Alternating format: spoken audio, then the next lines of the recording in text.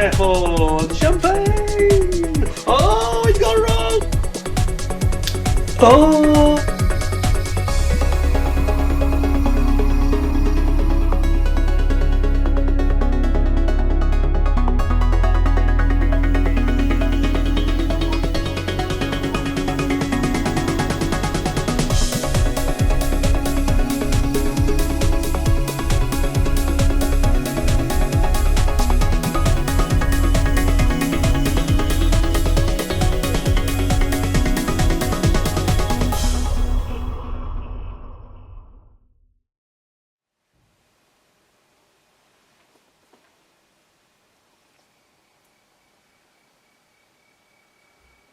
Hello folks, welcome back to the channel. Thank you for joining me once again.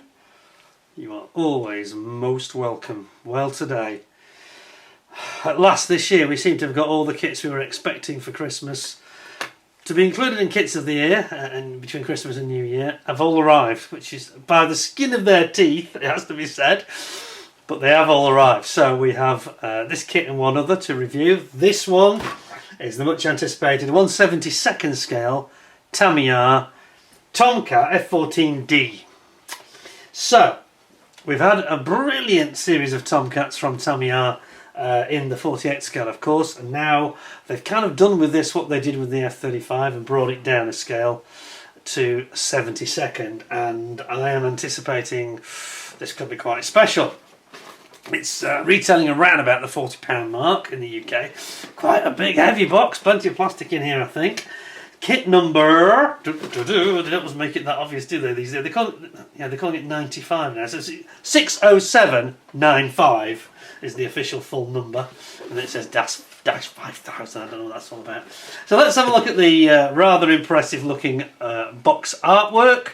As I say, we've been really anticipating this. I was getting worried it was going to be a replay of that problem we had last year, where Tamiya missed the cut, and the Porsche ended up in this year's kits of the year, kind of a year late really.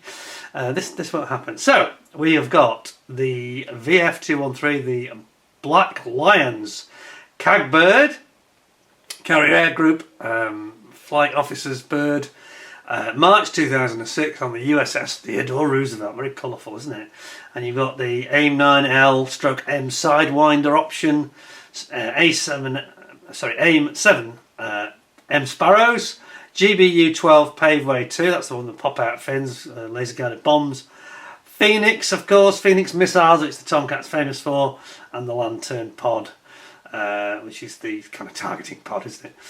And then we've got colours available, movable wings, all looking pretty impressive, I've got to say. Now remember, this is 72nd scale, so what I think we're probably going to see here, and I haven't looked at it yet, I promise you, I have just removed the staples though, just to save a bit of time, because that can be a bit annoying sometimes. You see me sitting there fighting staples. Other side, we've got the Grim Reapers in 2004, or the Vampires at Point Mugu in 1997. They appear to be painted in black. Very impressive stuff, yeah. So without further ado, 2025 product, and it has been produced in, does it actually say made in Japan? It's got the Japanese address on it, it's Shizuoka City. Doesn't mention the Philippines on this one, that's rather interesting. It is in fact made in Japan. Oh, I didn't expect that actually, can you see that? Made in Japan. So it's not made at the new Philippines factory, this is actually made at the Tamiya headquarters, the world epicentre of fine model, scale model kits. Sadly, of course, we lost Mr Tamiya, didn't we, this year, so let's hope it's a fitting tribute to him. Let's see what we got. Top off. Got our paperwork, let's start with that. Now then. Now I've got to say, the idea that I probably won't like this is probably unlikely, so you know, we've got the old t-shirt, haven't we? Got one over here. Yeah, with my channel, I came for the review but stayed for the rant. Perhaps people won't stay. Please stay. There probably won't be a rant today, it's got to be said. You never know. I wasn't prejudiced these. Anyway, we start off with this sort of guide that they give us. It's in English and in Japanese. That's the Japanese side. Here's the English side. And they give us like the black and white guide. Never quite sure why they do this separate, really. Why they don't just include it within the instructions at the beginning, really. But anyway, I like it. You've got a diagram of the aircraft and all those weapons, full details about the development of and the history of it, which is very long, and I won't go into it now. Obviously, this is the later sort of development of the Tomcat. I think the D ended up being the most numerous. I think I'm right in saying that.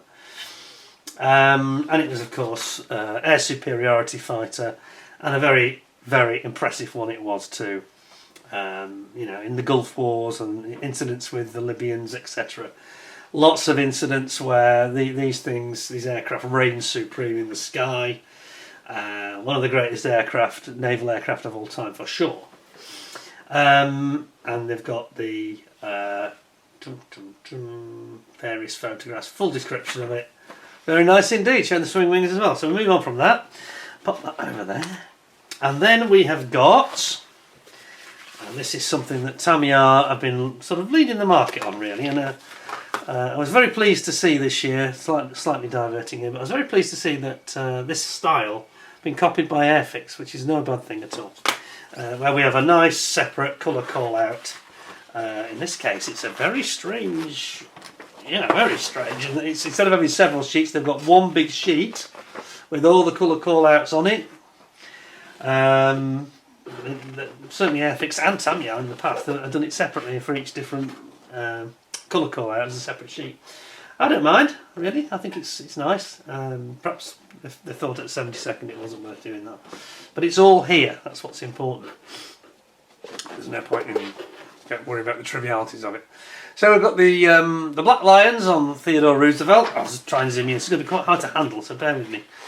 So here's the Black Lions for the Theodore Roosevelt carrier.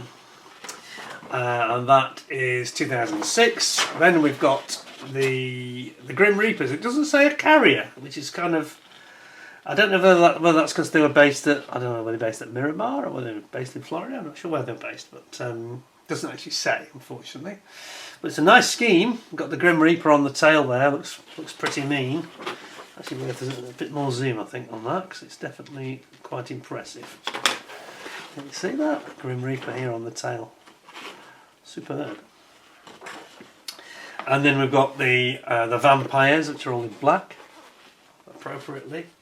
And then over on the other side, we've got the main sort of suggestion, which is on the cover of the box art. And this is the USS Constellation in the Persian Gulf in 2003.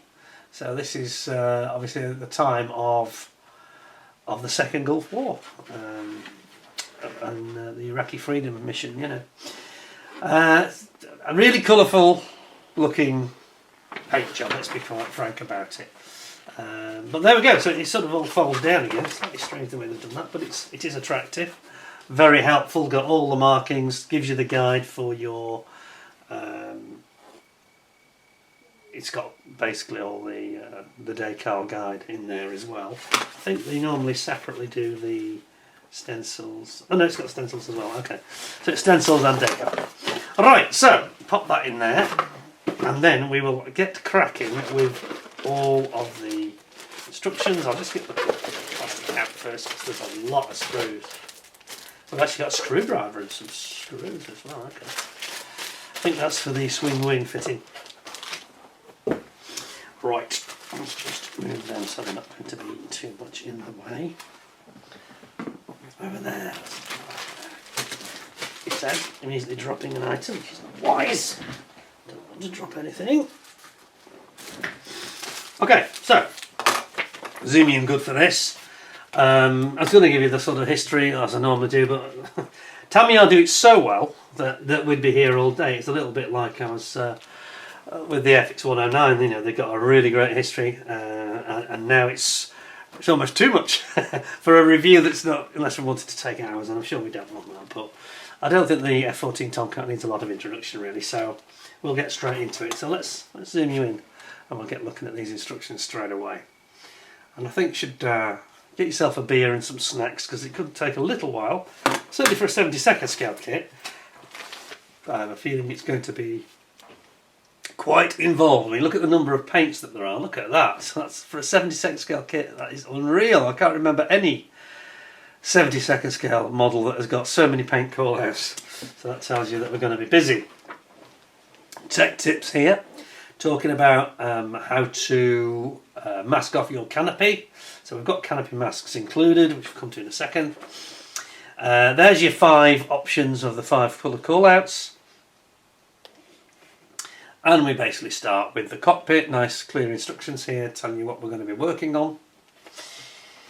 And then we've got the side consoles with all the switches and various controls and some of the gauges that go either side of both the whiz out at the back and the pilot at the front.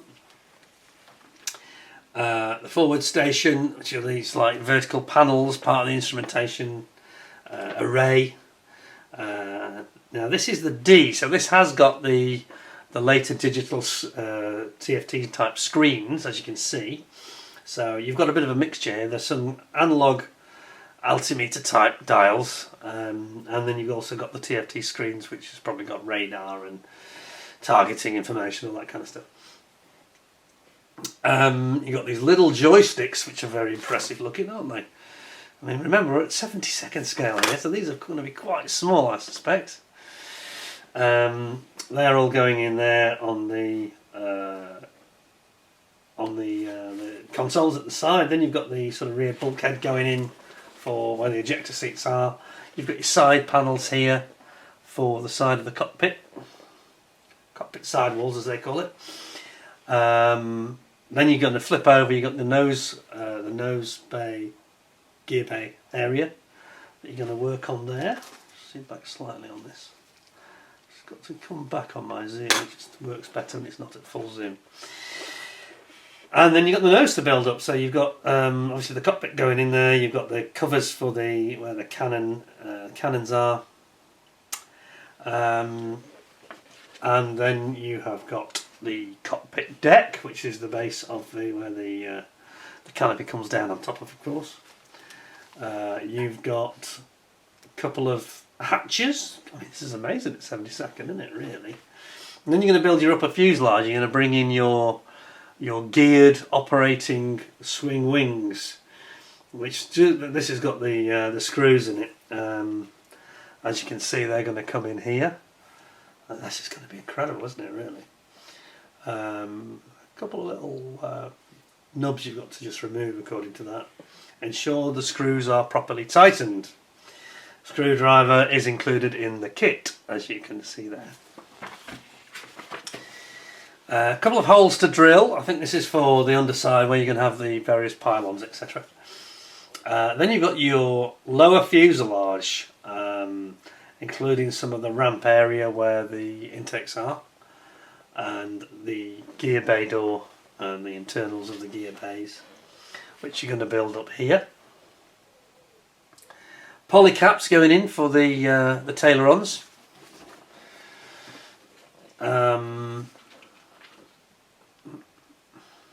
We do call them tailerons on these, don't we? I think we do. Yeah. Fuselage top coming in here. Now you've got your fixed wings already. Swing wing system is already in place, and then you've got the tops here for your intake guides, and then the intakes themselves. Painting the air intakes, so they give you masks to paint the air intakes. That's going to be really cool. That's nice. It gives you advice about the positions, etc. That's very good. This is a big old instruction book for a 70-second scale kit. It really is. And then you've got the air intakes going further back, including the compressor blades. So when you look through, you'll see them, and then they're going to come in underneath. Ventral fins going underneath each engine on the lower bodywork. Attaching the nose, which is going to click in as a separate unitary piece. Let's hope it's a good fit. I did hear somebody saying there were some minor issues underneath in this area actually. There's one or two little steps you've got to watch out for. Might need a little bit of cleaning up.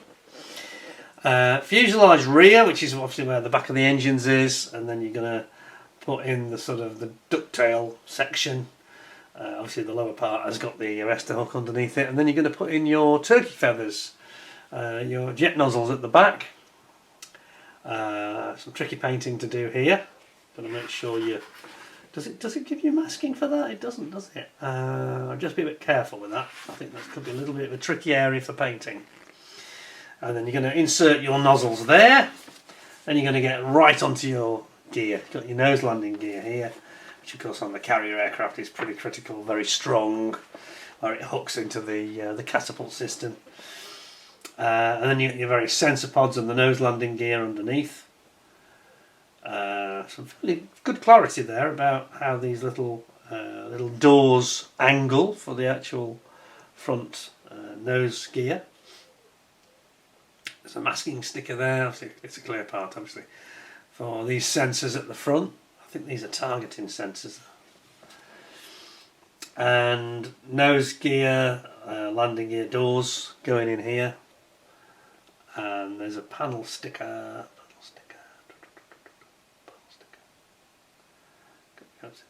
Touch is shown, yeah.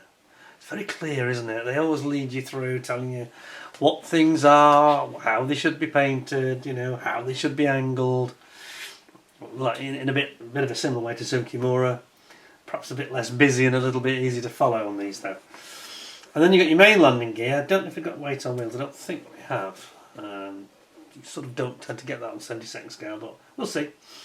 You've got all of your gear legs and the shock compressing shock absorber arms, cantilever arms, main landing gear going in here, and then you've got your arrestor hook here. It doesn't actually name it, but it is of course the arrestor hook G32 and 34. And of course you've got your tailerons going in here into those polycaps so that they are movable tailerons. Then we've got our main landing gear doors. Looks like there's quite a lot of detail on the back of them, which is nice to see. Attach parts in numbered order. If it even tells you the order, it's critical to do them in a certain order to put them in. I think that's to give you the space. Some of us do jump ahead, don't we? Many of us do that. I mean, I'm not being funny, but come on. Well, we're men, aren't we? We don't read instructions. We don't need that. That's for girls. Whoa, that was very sexist and misogynistic. I didn't mean it like that. But you know what I mean. We don't need that. We just go, it'll be fine. Oh no, it won't be fine. It turns into a complete nightmare. So obviously it's very important then that we do follow the numbering of this sequencing that they're recommending here. Then we've got your swing wings themselves, which are going to ultimately go on there. We haven't got separate flaps, it would seem. Yeah, you can't have it in the launch position as such. They are just fixed, but it is 72nd scale. I suppose you can't expect too much. It doesn't kind of justify it, I suppose. And then you've got the wings going in. It's very similar to the 48 scale, the way that they attach onto these sort of pallets, these inner wing sections. It even shows it like in a cutaway there, showing where they fit relative to the outside. And then you've got your ordnance loadouts. So this is important. All your stores and ordnance. Your lantern pods and your bombs and rockets, Phoenix missiles, etc. Looks really cool. There's a good selection here, and it's got them by the different squadron sort of loadouts that they would use. I'm not sure whether that's strictly strict. That's the word I'm looking for, really. I'm sure there's some crossover about different missions requiring different loadouts. But anyway, then you've got the pylons to build up here.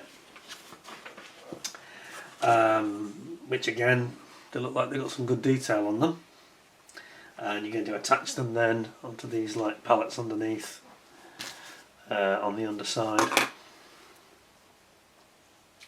and then you've got these really big pallets you get at the front that take the things like the Phoenix missiles.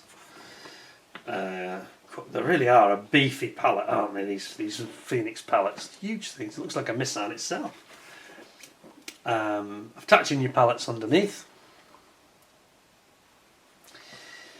and yeah, why is that showing it differently?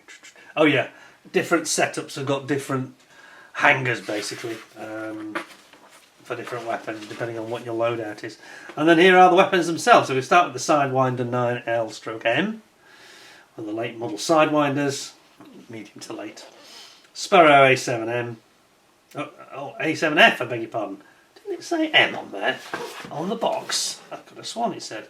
It says M on the box. I'm a bit confused. It wasn't my imagination. So it says M on the box and it says F. I'm just looking at the box now, and it says F. Is that a mistake? Is that possible? Tamiya, what are you doing to us? Anyway, it's an A7 Sidewinder. And then you've got the AIM 54C Phoenix, which is can be used as an air-to-ground missile. I think they can use it air-to-air as well, but I think it's best air-to-ground, isn't it? And it looks like they've got some real detail on these for a small, scale loadout weapons and ordnance. It looks like they've done a great job. The lantern targeting pod here. Yeah, that looks cool. It's got loads of decals and stencils on it. And then you're putting them all in here, and this is what it's going to look like in terms of your loadout. It looks pretty impressive. And there's your different options. So that's A or B. Oh, that's great fun, isn't it? You can... Oh, the decisions. I don't know. I could be here for weeks. Knowing what I'm like at making decisions, I could be here for weeks trying to make mind up on these. Maybe years. And then we got the final one is the E, which is just like an air defence, air-to-air loadout, just with a couple of sidewinders, really. And then you got the drop tanks for adding range, of course. Doesn't say how big they are. I'm thinking they're about 500 gallons, to be honest. And then we've got the vertical stabilisers, which if it's anything like the 48 scale kit, should just almost clip on. And then we've got these pilot figures now. Remember, it's 72nd scale, so these are small. But look at the detail that they've gone into in terms of showing you the colour call-outs for that, and the helmet detail. That's amazing at 72nd scale. Absolutely fantastic. And yeah, strangely, like they've done with the F-35, you're doing the pilots and the rejection seats right at the end of the build, which is kind of cool. It's probably not a bad idea. I call him the Wizzo, didn't I? Yes, I've just realised I made a mistake. A Wizzo, but it's actually the Rio. Rear Instrumentation Officer, isn't it? I think they call it. When not attaching the figures, don't forget to put your belts in, which I think are a decal. Yeah, decal belts. I mean, it is only 72nd scale, so to be honest, I think they're okay. And then you've got the glare shields over the top of the instruments, just on the top there. And then you've got the option of the ladder. This is 72nd scale. Ladder stowed or ladder out. That's impressive. Like that. And then you've got all the detail of the hand grabs and the ladder itself there. There's several decals going on them. Wow. And then of course you've got to do the masking for your canopy and the windscreen, and of course they do this thing which is kind of, they were the first to do this, where they have this surround area so that the windscreen piece that's in clear actually includes some of the top of the fuselage nose as well, so it makes masking it and actually attaching it without glue problems, because the adhesive can run through capillary action, cause a lot of problems, so they avoid that, don't they? So they've got this bigger area. Then you just mask off the glass bit and then you spray the rest, same as the rest of the aircraft. And then here we've got our canopy painting guide, the refueling probe. See, a refueling probe at 72nd scale as well. Oh, it's so tempting, isn't it, to go all in with this and just have everything out, you know what I mean? That's fantastic. Then we've got the canopy closed or open. A couple of aerials and parts and pitos and things on the nose, sensors, the pitot on the nose tip. And then you've got these options, obviously, of whether you have the... now, I think the idea here...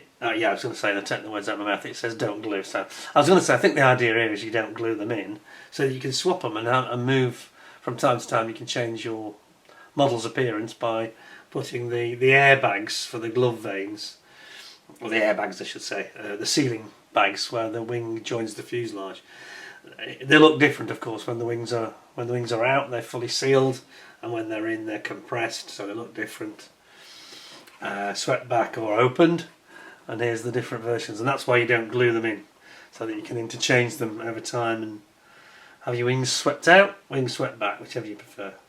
Wheel chocks, check that out. I've never seen that on one of these before. That's really good. I mean, this is pretty impressive. It's only 72nd scale kit. That's incredible. And that's it. Oh man.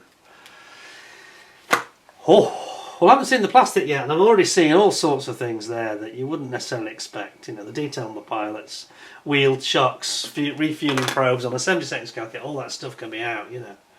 It's pretty impressive, you know. We haven't even got into the plastic yet, so let's do that now. And there won't be any fighting with the bags because I've already opened them, apart from the decals, etc. So let's have a look at that one.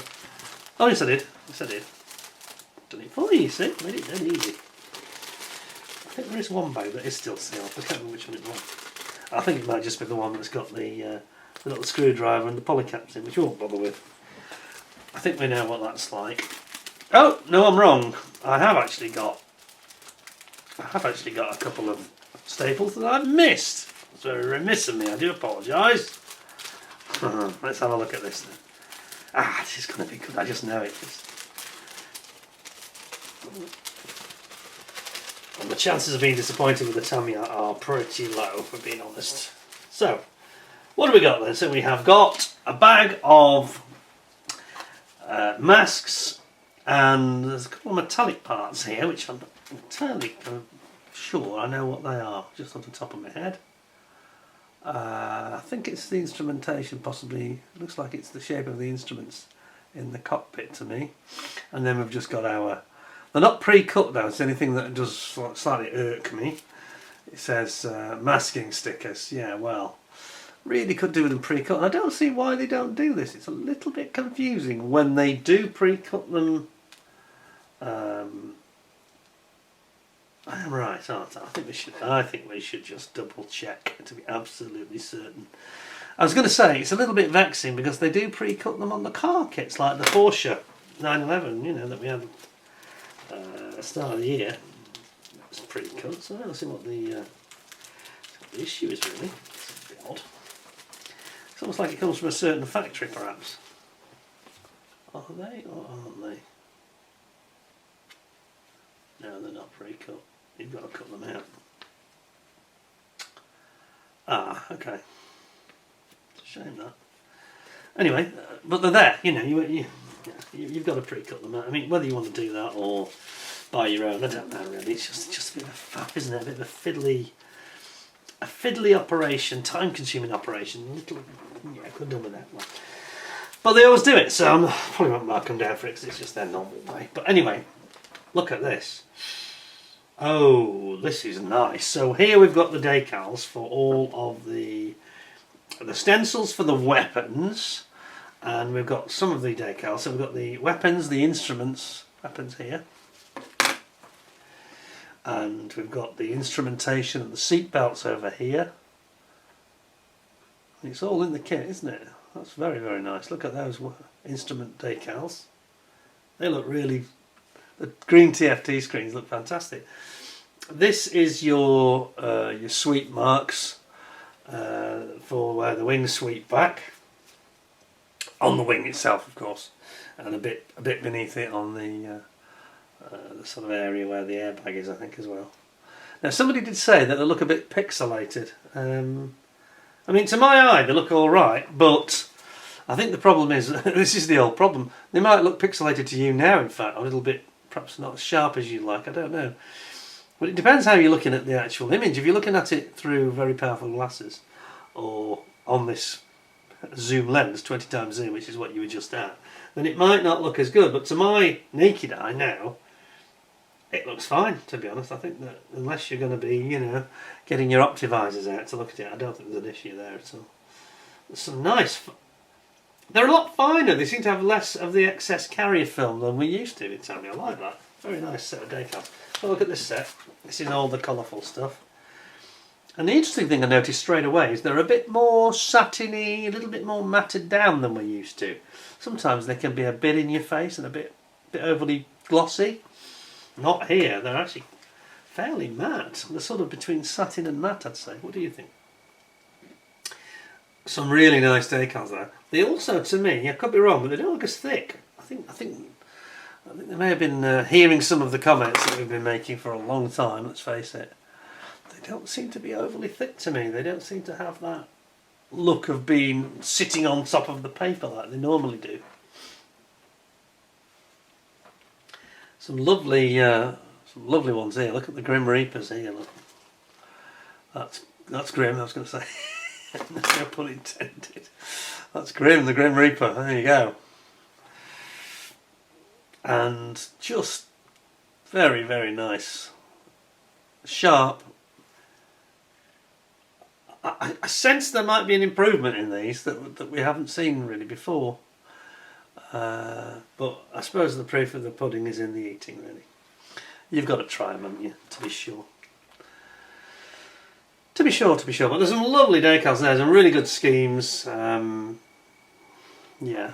very impressed. Decals look good, look better than usual, I'd say. That's my take on it.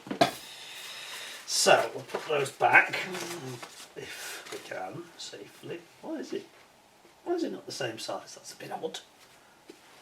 The backing paper is oversized. That's very strange.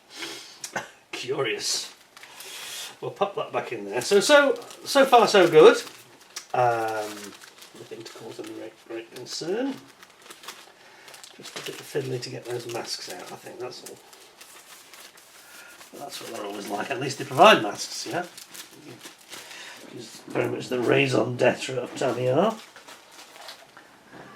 Right, so I can just organise myself slightly over here. There we go. Now it's plastic time, folks. This is the moment you've been waiting for. Let's get on with it. So I'm going to start with.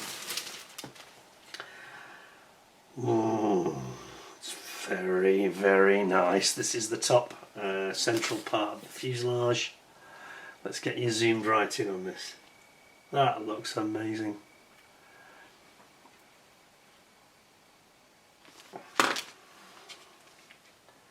Look at that. I've got a funny feeling it may not be the most photogenic colour for the camera, but the detail is so fine, the little panel lines. You see that?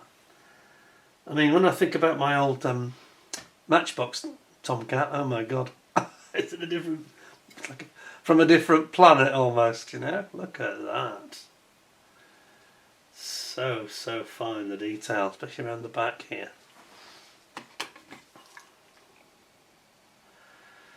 See that? That's very nice.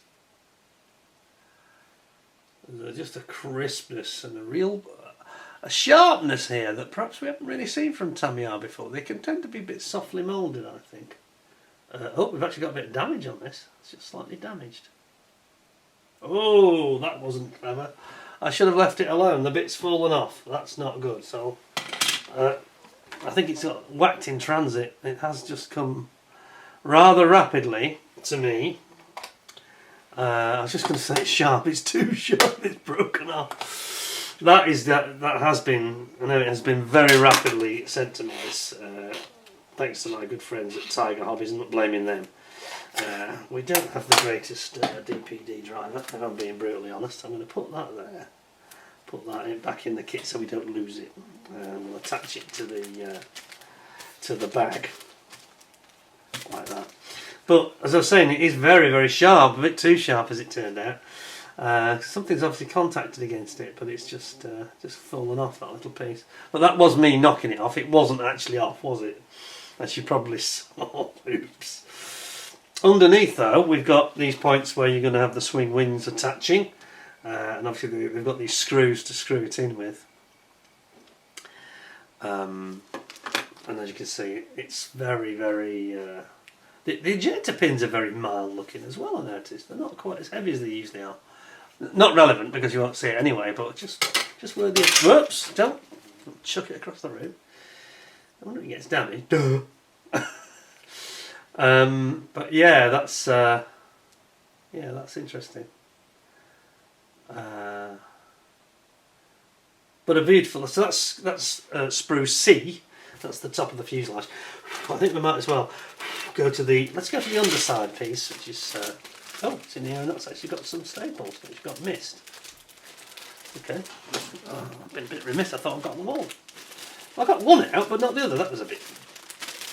I've had my glasses on or something. So let's have a look at the underside now. And again, sure, that's amazing. I can't believe that this is at 72nd. It's got detail beyond its scale. Well beyond its scale. Don't know how well the camera's picking it all up, because the colour isn't the best really. Obviously like a grey or a darker grey would be better for photogenics, I think, really. That's amazing. So those two pieces will go, and we can't actually do it, can we? But obviously they go like that. Yeah, that's very, very nice.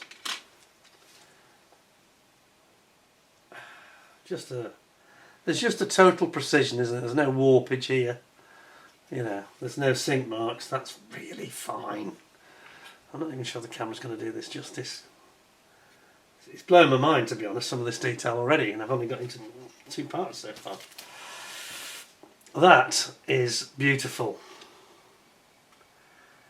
And it's another one of these kits. It reminds me a little bit of the IBG, the Spitfire set that we saw, where it looked like it had been scaled down from a much bigger scale.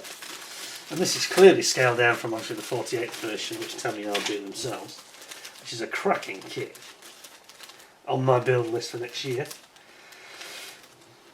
It could actually get started before the end of next year, because I'm committing publicly to have my Mosquito finished by this time next year, latest, by Christmas Eve. So I've got 12 months exactly to crack on with that aircraft and get it done and stop making excuses. Anyway, let's move on. How about the clear parts? This is a make or break, isn't it? Now then. Now look at this. Here is a brilliant design. Because what Tamiya do, of course, is they build into the design a safety bridge to protect the parts. See that? So it's got a bridge right over the top, so there's no danger of it getting scratched. Same on this windscreen as well. You can see that we've got the excessive windscreen surround area that the glass, the clear plastic I should say, merges into be part of the top fuselage, so that makes it easy for you to mask it and glue it without getting any adhesive on your canopy. The only thing I would say is, on these, if I remember correctly, the Tomcat at the back of the cockpit, this area, the last section it does have a seam line on the real aircraft, but it doesn't have a seam line here. Now they have got a seam line on the front part as well. I think if you want to make it 100% realistic, you're going to have to take care of that. Having done it on the F-15, the Revell kit, it wasn't actually that big a deal. It's scarier than it sounds. You just what I did is mask it off either side of the ridge, very, very carefully scrape it with a super sharp knife, and then I just polished it out, and it was actually relatively easy. I do wish they wouldn't do that though. This is one of the reasons why I often say in my reviews that I think that ICM have become the kings of clear parts, because they seem to be able to manufacture these sort of shapes without a seam line. So there's something different in the process going on. But it is beautiful. I mean, that's a minor point. There's no flaws in it. I can't see any real distortion either. That windscreen looks lovely actually. They've done it beautifully. It's very well conceived. It's a very nice clear part. Just bear in mind though that the front part of the big canopy, the lifting canopy, should really be seam free at the front part. Not the back though. Not the back. Okay, moving on. I mean that's just the way Tamiya do it. Again, they do it in all their sort of jets. I'm going to change my glasses because I just feel I'm going to not do this justice. I don't think I'm going to see it as well as you are, but now I will. Wow. This is impressive. This is really impressive. So we've got, at this end we've got our turkey feathers and the jet nozzle. Yep. And it's got contours on the inside as well, which you often don't get at 72nd, unless it's a resin part. Now I know there's been some criticism, there's been some talk about This is the compressor blades, I think, here, isn't it? And this is the exit. There's been some talk about whether they should have been open and hollow on these. But the thing is, they're so small, they're so far back. Not sure there'd be any value in that. I don't think you'd see it. I think if you put a wash in there, they'll look hollow anyway. It's very, very small. It's got added detail. There's actually more detail between the blades. I'm not sure if you can see that or not. So it's really, really crisp.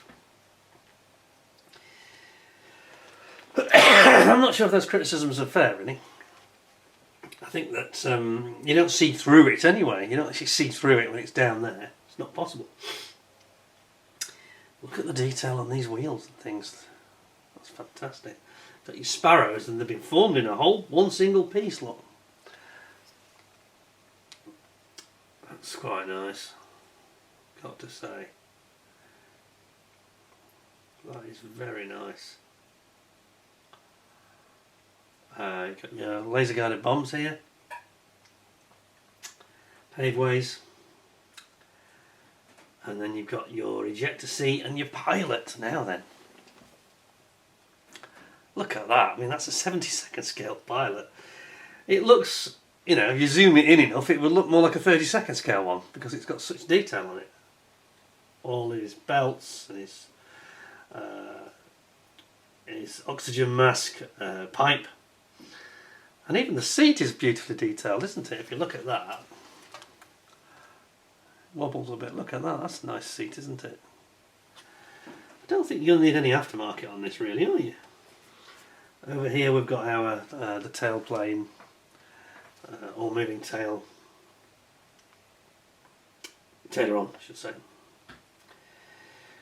You've got your pallets and your tanks. And then you've got these intakes here. Here, the intakes. Trunking. So I presume there's two of these. The two that's identical, I think there will be. There must be. Yeah, there's two.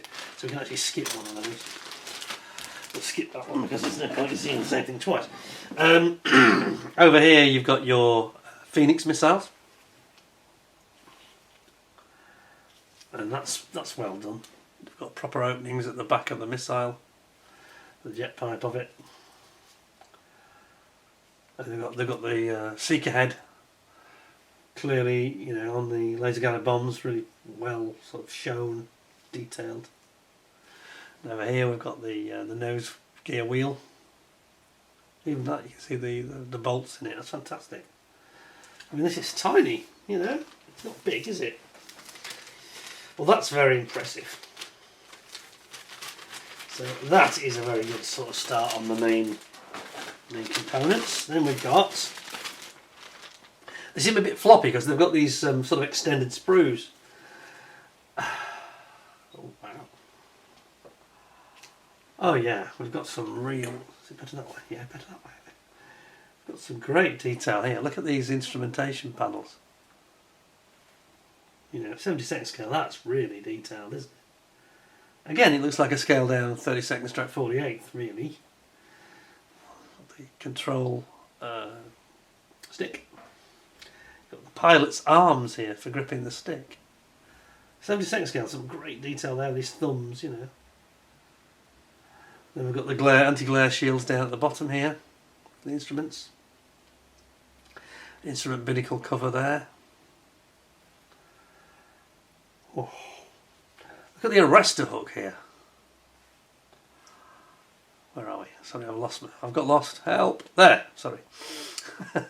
Look at that arrestor hook. That's fantastic. You got all your components for the main gear. It's super detailed, isn't it? Have we ever seen a 72nd scale kit that's more detailed than this? I think the only thing that springs to mind is that IBG Spitfire, really. It really looks like it's a bigger scale kit that's been shrunk, literally, with all its detail intact. Look at the instrumentation here, look at this, all the switches. Well actually that's the back, isn't it, where the where the ejector seat fits. It's still got control switches at the side, it's incredible. Beautiful detail on the nose gear bay. It's fantastic.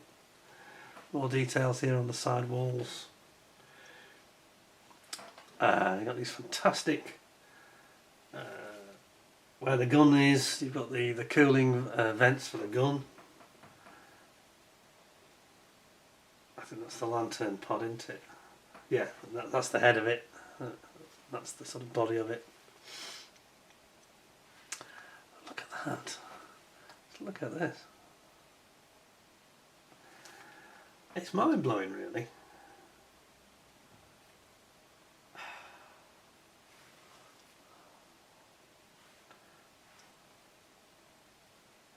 Such levels of detail that we're not really accustomed to at that scale.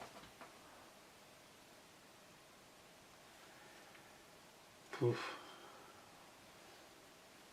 Got the undernose sensors here.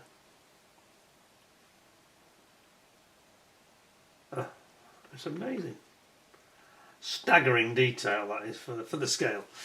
Especially when you see that some of the panel lining on this, the head of the lantern pod. Incredible. I'm loving it. Loving it. The only thing I don't really like is I'm not very keen on the colour of the plastic. It's a bit, I don't know, I think I prefer like these sort of like a more slightly darker grey, like Airfix have and people like that. And Revell come up with something very similar, haven't they, recently, with that Meteor. Yes, this sort of very, almost like a tan colour. I'm not sure I like that colour. Just a little bit, not that easy on the eye. I'm not sure how the camera's coping.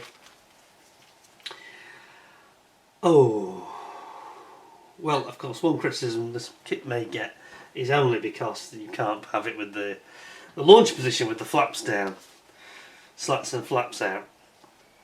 But I think you've got to be realistic at a 72nd scale kit how much can be crammed in and what price that would make it. I think that would be over £50 to get something like that, which would make it seem a lot of money. But look at the quality of the moulding here. Look at the teeth, engagement teeth appearing for the wings. That's just fantastic. And then we've got the wings themselves here, and you can see where the slats and the flaps panel lining is. It's very nicely done, isn't it? And the little access hatches, they're brilliant. Absolutely amazing. Here's your this is your the top of the wing where it folds, sort of glove vein thing, and you've got two different, there's two different styles, isn't there? And then this is the clamp, which basically holds in the business end of the folding mechanism, of course, for the actual wing fold. And here's your inflatable bags, of course, when the wing is out, rotated forward. These inflate, of course, to fill the gap. Compressed air, isn't it? It's something driven by pneumatics, I think. And then you've got your wing again on the other side. Very, very beautifully done. Nice, perfect moulding. There's no sink marks, no short shots, no warp, nothing like that. Perfect.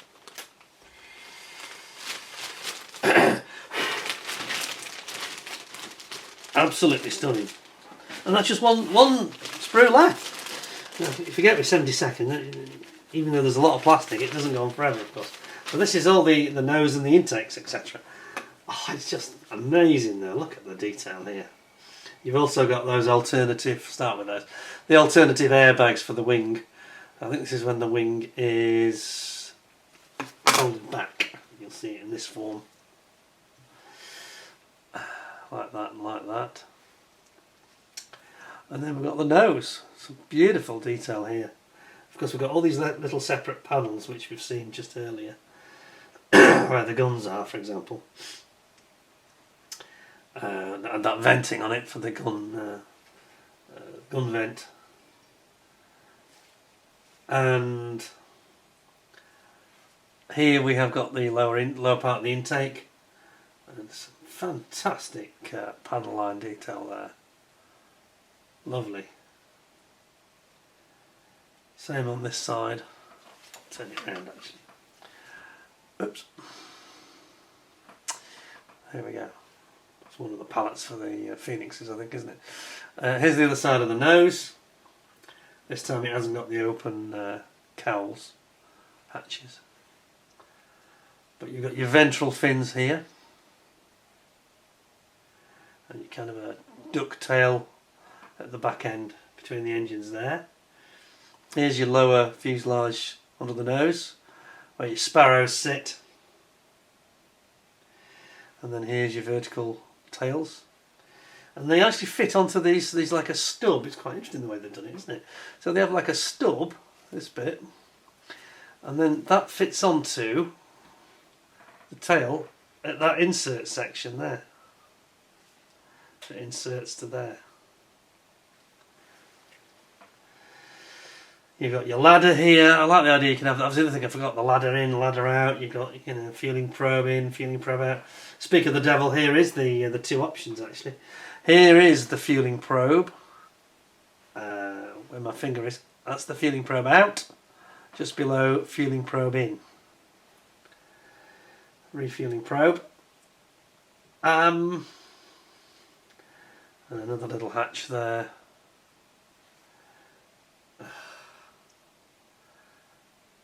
It's just so finesse though. It's a bit like the ICM Hamden in many ways. Although that was mainly rivets, it's the subtlety of it. You know, that was 48 scale. This is kind of like that, but at 72nd. It's almost taking that sort of supreme attention to detail down a scale even more. Sorry, I need to change the glasses. I can't see you. You become a blur, and it's just like it's taken it to the next level. I am very impressed, I have to say. It's so subtle that with these glasses they don't really do it justice in the way that the others do and the camera does. So just be aware when you first lay eyes on it, make sure you've got your optimizers on. If you get one of these kits and you've got one on order, do be sure that you are going to be able to see it to its max. If you're like me and you're a bit visually impaired, you'll need to just put something on to make sure you get the full benefit, because it's all there. It's all there. What a cracking kit that is. I say the only thing I don't like about it is the colour of the plastic, and I'm not going to hold that against it. What an amazing kit! My God. I mean, if you don't like Tomcats, it's the old story. It's like if you don't like 109s, you won't like the Airfix 109. But you've got to put that aside whether you like the subject or not. It's irrelevant, really. It's the way it's been interpreted and the way it's been envisaged and envisioned, and then turned into something physical in a creative way. It's breathtaking, that, really, I think. I think that the plastic colour actually does detract slightly in terms of the artistic impression of it, because it's harder to see. It was a lot better when I put the big glasses on. Then it becomes quite breathtaking. And as I say, it's got that sort of ultimate, hard to believe finesse in a model kit, but taken down a scale, you know, to a smaller scale. And it's hard to, the more you go down a scale, the harder it is to make it look not overdone. It looks perfect. I'm going to give it 10 out of 10, and I don't think that's unreasonable. It's a shame, you know, because we've talked about this. I'm going to talk about this in Kits of the Year, of course. Tamiya won't win Kits of the Year because they don't make enough kits. You know, it's such a shame. But when they do, I mean, they've done that. We've got two of theirs. We've got two in the top 10, I can tell you that now. When they do a kit, they still, you know, they're doing less, which is a bit disappointing, really. They're not investing on the kit side as much, but there's no dilution of the quality or the effort or the creativity and inventiveness, if you like. It's very hard to think of. I say, the only thing I can think of that comes close is that IBG 76 scale Spitfire, which I thought was quite impressive. Very. It almost takes, it almost takes it to a new level. And unlike the F-35, which doesn't have a lot of detail, this does, of course. So you see it more with this. You see that the way they're going about it is more impressive here because there's more to see. Yeah. And it's more difficult for them to achieve, but they have achieved it. So 10 out of 10. Well done, Tamiya. Flawless quality. Just my only thing I'd say to Santa is Santa's wish list. Can you get to change the colour of the plastic? Maybe other people don't feel the same, but I just find it a little bit hard to sort of for your eye to lock onto the detail. It's harder, especially if you're a bit challenged in the eye department. But and the only other thing was the masks. But you know, they are there. You know, you can cut them out. They're not actually that difficult shape-wise on this. It's not like one of these World War II Japanese bombers with 130 windows or something like that. So you could use a mask quite easily without any issue, I think. Just be patient, I suppose. But it's a wonderful product, that. An absolute... A surprising achievement, really, when you think, oh, yeah, it's a Tomcat, oh, it's going to be something. But you forget they're going to pour their latest kind of technology in terms of moulding quality into it. And it does... Yeah... It would have been nice if they could have had it in the launch position. It's pity maybe they'll bring another one out in the future. They might bring a variant out. It would bump up the price, I'm sure, but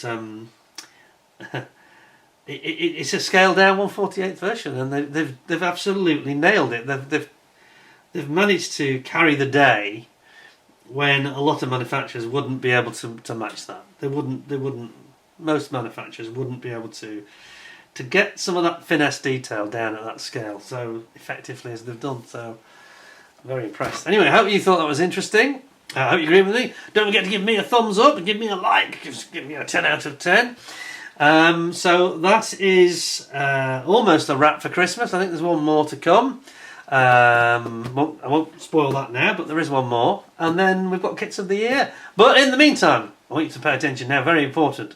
We've got a special show, live show, on Saturday the 27th of December.